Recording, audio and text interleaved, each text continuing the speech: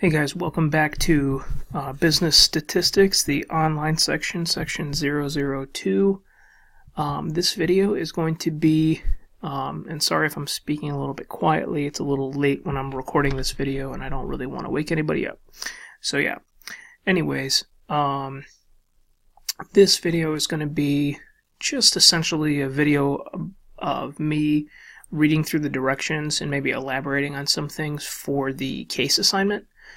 Because there's going to be a couple documents out there that I will show you how to find in just a second. But I just wanted to read through it. Sometimes you get a little bit more of an insight as to what I mean by something if you hear me read it and if I can elaborate a little bit on some of the sentences as opposed to just reading through it yourself. So I wanted to help you guys out in that way. I know that sometimes with these online classes it can feel a little bit disconnected or disjointed a little bit. So I want to give you guys a chance to kind of hear from me, excuse me, as much as possible. But yeah, that being said, like if you guys want to chat about anything, if you need to stop by the office, that's fine. If you want to set up something via Skype or, you know, anything like that, we can figure something like that out. If that's the only way that like an office hour would work for you if you're not local. But yeah, feel free to come by my office hours at any point in time if you want to talk. But yeah, just wanted to get this out to you guys, get you guys a real head start on it because we're actually putting this out with a considerable amount of lead time, given that like you don't know most of the concepts that are in the case yet. But I wanted to give you guys enough time to maybe start working on some of the stuff that you did know, and also start to communicate with your group members, just so that you can get a feel for the skill sets of your group members, who's willing to do what, who's good at this class, who's completely lost, you know, that sort of thing. So you want to reach out to your group very soon, get a feel for who's going to be the leader, who's going to be the main communicator, who's going to be the scheduler, you know, that kind of stuff. So we've all been in group projects where stuff has gone poorly, or hopefully we haven't, but I assume most of you have been in group projects where stuff has gone poorly, and usually the reason that things go poorly is either somebody just doesn't end up their end of the bargain, and, you know, flat out, or there's just like a just general lack of communication. So we definitely don't want that second one to be the piece, because that's something that everybody tends to be responsible for. So you want to reach out and you want to do as much communication as possible and give your group every opportunity to succeed. Okay, guys? So without any further ado, let's just look here. So right now we're on our Brightspace page. I think I have it in student view here. So if you want to access the materials, you just go up to the materials for the case. You'd go up to course materials, content, and we have 4 documents here. We have the team case assignment, ASGT, abbreviating assignment, the data set, team case data, the team case contract, and the team case member evaluations, okay? So we're just going to walk through some of these documents and give you guys a sense of what's going on.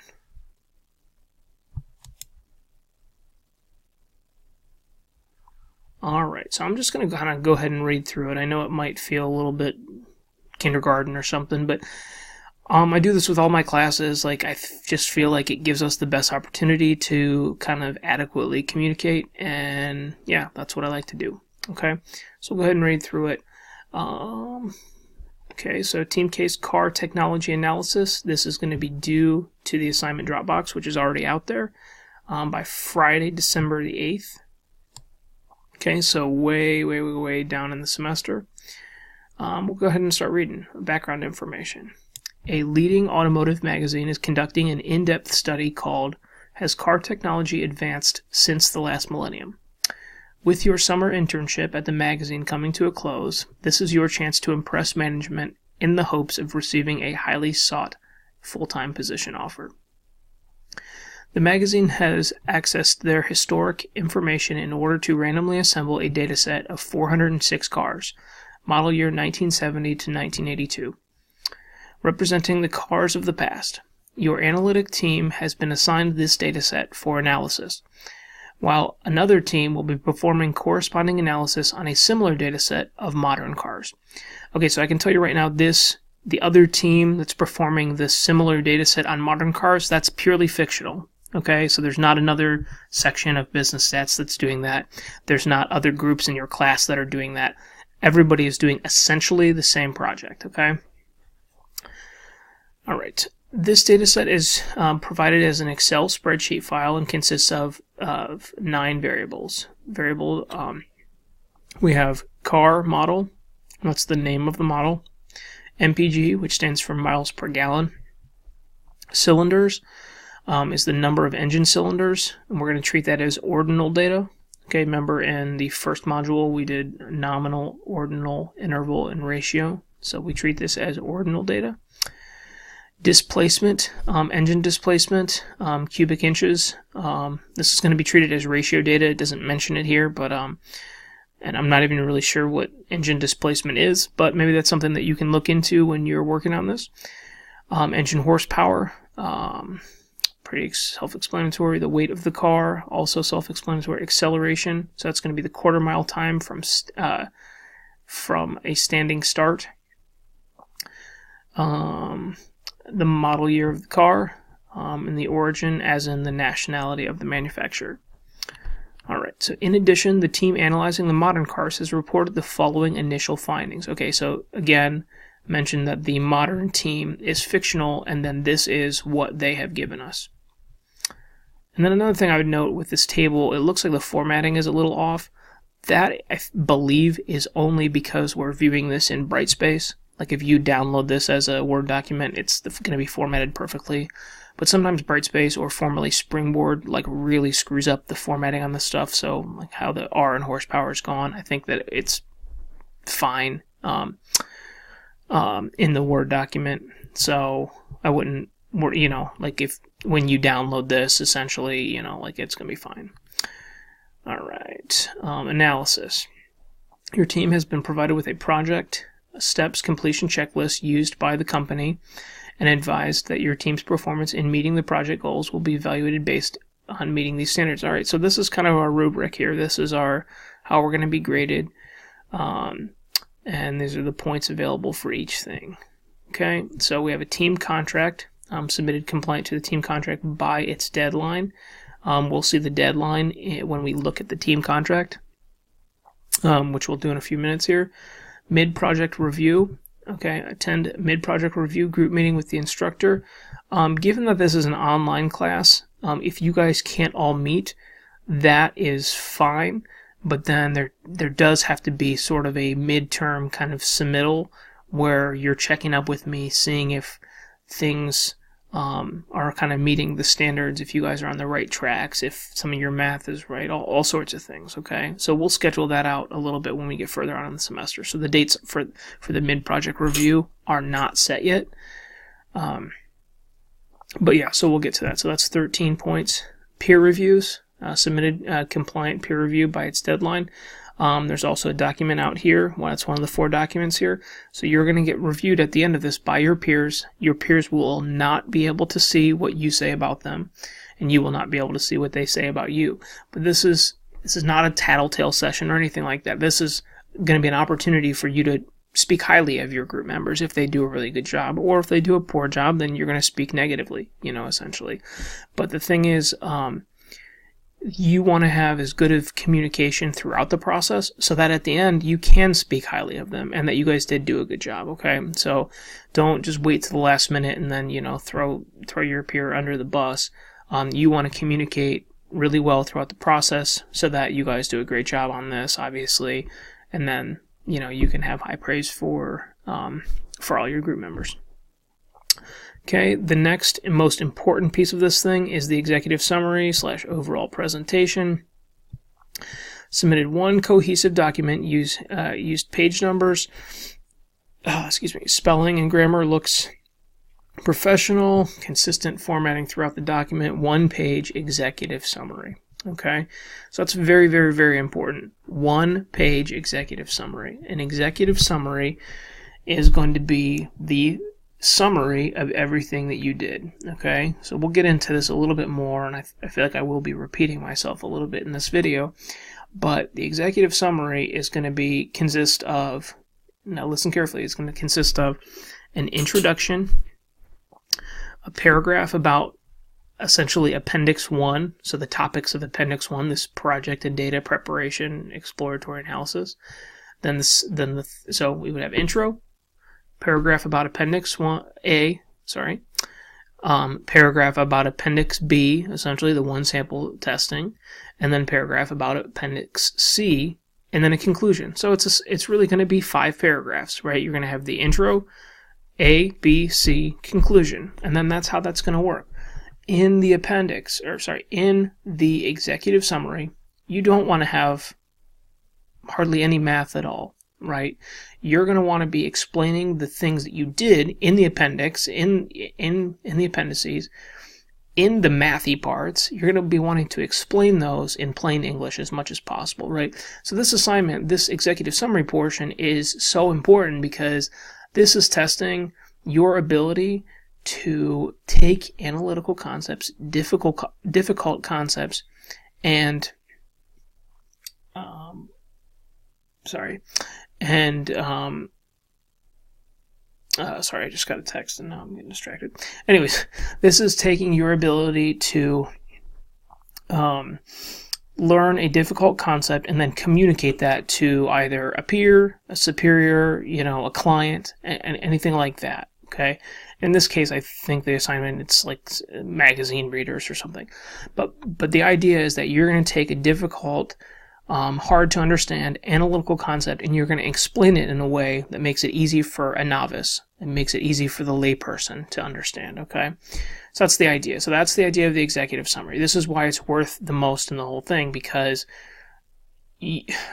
at the end of this class, this is really what you're going to come out and do, right? Like, whether any of these statistical concepts stick, these things that we learn in this course, all the different distributions that we're going to learn, the different hypothesis tests.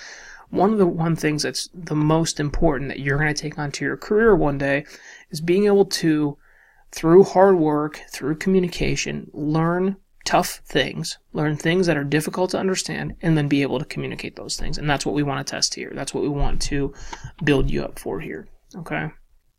All right. So we'll move on to Appendix A.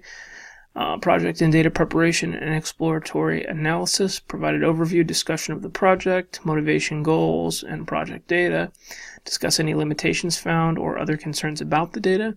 Discuss how missing data has been handled. Included required visualizations and interpretation of results, managerial conclusions, included required point estimates and confidence intervals, discuss motivation for selection of an alpha level, and then one sample hypothesis testing, documented one sample hypothesis testing, develop steps and findings, appropriate research questions, visualization, statistical analysis, stated H0 and HA, interpreted p-value, interpretation of results for all hypothesis tests, and 2 sample hypothesis tests, documented 2 sample hypothesis testing, develop steps and findings, appropriate research questions, visualizations, and statistical analysis. And then lastly, state H0 and HA, interpret p-value, interpretation of results for all hypothesis tests, points possible, 200. Okay. So I realize that like when we're talking through most of Appendix A, B, and C, all this stuff sounds just completely foreign to you, and that's okay. Okay, that's okay. We're giving these directions to you very early, so there's a good chance that like you don't know what 2 sample hypothesis testing is. You don't know what a p-value is. You don't know what it's talking about when it says confidence intervals or an alpha level. That's all right, okay? That's all right. We're getting this to you early. You will know those things, I promise, okay? So don't worry. The stuff that you should be able to do, there's a few things in Appendix A right now that we've learned, and that's just some of the descriptive statistics, okay? Some of the mean, median, mode, standard deviation, variance, that sort of thing. So that'll be in Appendix A, okay? Okay, and guidelines and requirements. Always keep in mind the big picture research question your team has been commissioned to answer, which is, has car technology advanced since the last millennium? Sure. Now, number 2, include a report appendix containing the detailed work and findings corresponding to each of the 3 main project topic skill areas as enumerated above and following. That's what we just talked about with the appendix. Be sure to include all relevant content in your report. Don't refer a reader to any external data files. That's very important. So when you're writing your executive summary, you're going to annotate to the appendix. You're not going to annotate to anything else. So you're going to have 2 submissions when you do this project overall. You're going to submit a report, which is going to consist of a title page, an executive summary, and appendices that are all in one PDF document. Okay? So it's going to be 1 submission, 1 PDF, and then you're also going to submit an Excel file. Okay? But the goal would be that I never ever have to look at the Excel file. Like the Excel file would be something that I only have to look at because there's something drastically wrong in the math that I see on the report. The report needs to be the thing that I'm grading. Okay, I shouldn't have to look in the Excel file. So this is what this is talking about, saying don't refer the reader to the Excel file. Don't refer the reader to anything else. So if you're going to refer me in the executive summary, if you have a superscript that says, like a 2 above, the last word in the sentence or whatever, and then I have to go down and it says 2 refers to Appendix B or whatever, like that's fine. You can refer me to a later portion in your document. Do not refer me to the Excel sheet. That's a no-no, okay?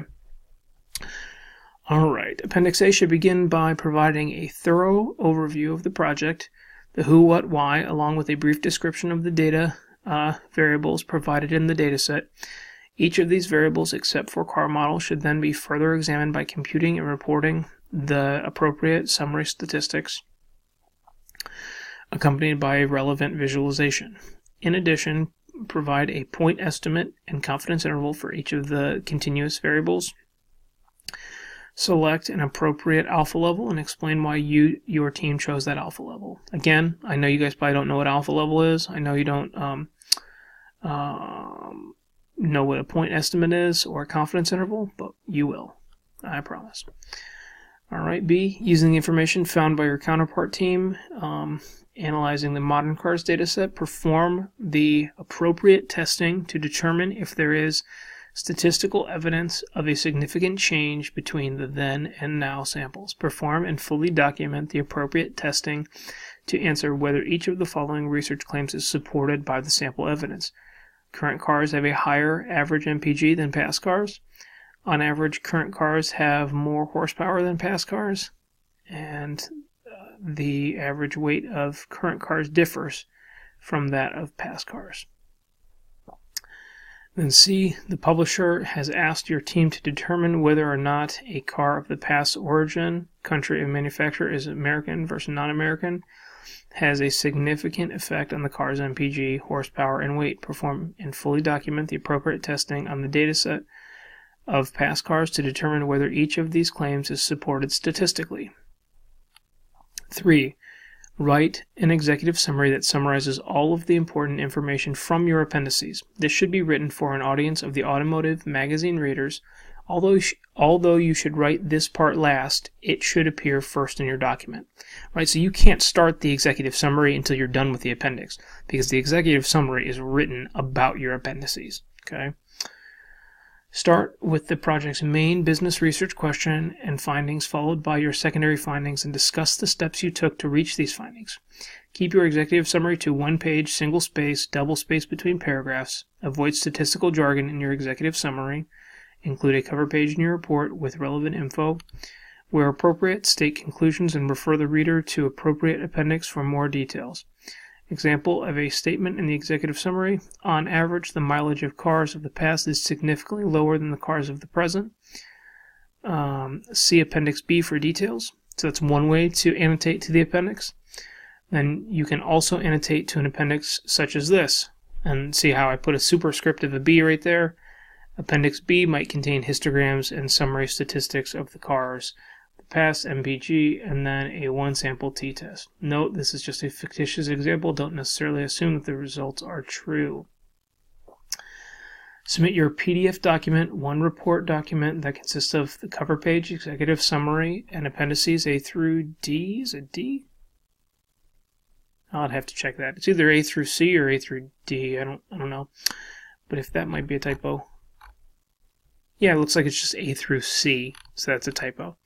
So A through C. So this is why we read it together. Now we learn. So A through C to the assignment box by the due date, along with your Excel data file with all project work saved. Be sure to copy and paste relevant output into the document. Utilize the file name format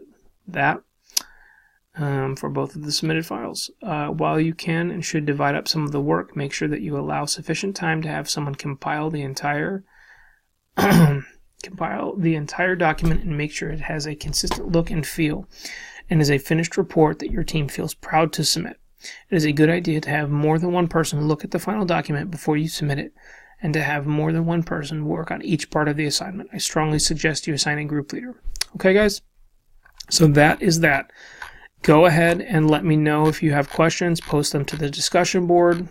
Shoot me an email. Anything like that, okay? So that's good. So we read through the case assignment. Now we're going to look at the team contract real quick. Okay. This semester's team casework is worth 200 points, 20% of your total grade, so huge. As a team member, you must realize that you cannot succeed unless the others on your team succeed too. You have likely had a team experience where the members did not function as a team and everyone wound up working individually, or perhaps one member dominated the other team members, or someone did not do his or her share of the work. In other words, the person was a free rider or freeloader. In order to increase the chances of making your team experience in this course a good one, each team is required to develop a team contract signed by everyone that consists of ground rules you will abide by. So a signed hard copy must be turned in to me at the beginning of your team's class period, blah, blah, blah.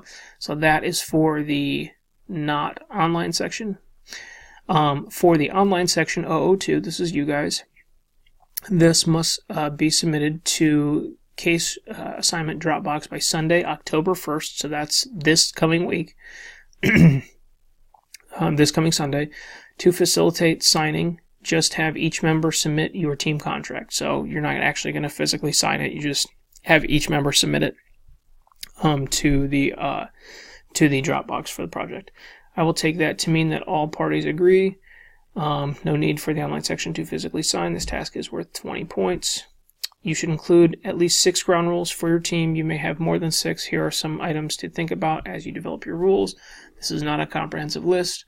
When you write rules, elaborate on the details sufficiently so that they are clear for everyone. Determine personal and team goals. For example, is everyone willing to do what it takes to earn an A on the case assignments? Assign a leader. While it is not required, it's recommended.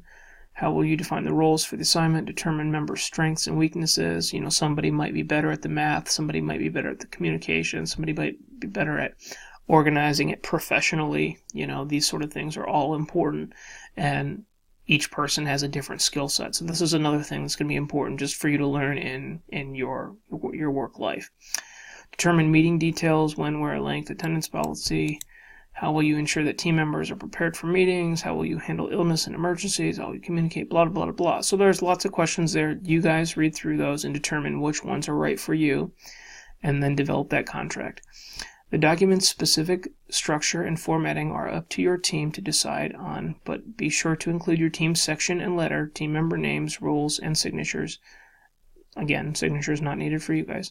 Also include a statement that all team members agree to abide by these rules, and include a space for all team members to sign. Cool. All right, and then we have group member evaluations. This is pretty self-explanatory. Yeah, I won't even read through it. Just tells you to evaluate the members of your group, and this is to be done at the end of the project. And then the Excel data sheet. I'm not going to get into that because it's not that important, and I can't run through any of the math on it right now anyways, so that'll be up to you guys. But yeah, so hopefully this was a little bit more informative than just reading through it on your own. Hopefully you got just a sense of kind of what I'm expecting. The overall things in this project that are important are knowledge. It's showing an aptitude for the course, communication with your peers, communication with me, professionalism, and then an ability to write a concise document. This document doesn't have to be 20 pages long. Gosh, I hope it's not. It would be wonderful if you guys could get it done in, 6 or 8 pages. If you format the appendices correctly, it just doesn't have to be a huge document. I don't want it to be 20 pages. It doesn't need to be that. Make sure that the visualizations that you use are formatted, nicely, and everything looks like it's one cohesive document, not like 4 different people put it together, right? Okay, guys, well, if you have any questions at all, any questions on that, do not cease or do not hesitate to talk to me about it. I'm here to answer your questions. I want to help you out. I want everybody to get an A on this. I want everybody to do well. So reach out to me. Let me know if you have questions. Most of the questions that I get on this, I'll probably end up posting namelessly in the discussion forum. So if you want to ask them there, that is good too. But if I get them via email, I'll probably just make them a general question and then answer them in the discussion forum so that everybody knows the answer to it, because chances are other people are wondering the same thing too. But yeah, hopefully this helps. And go ahead and check out your case groups that are noted in the latest announcement. All right, thanks so much, guys.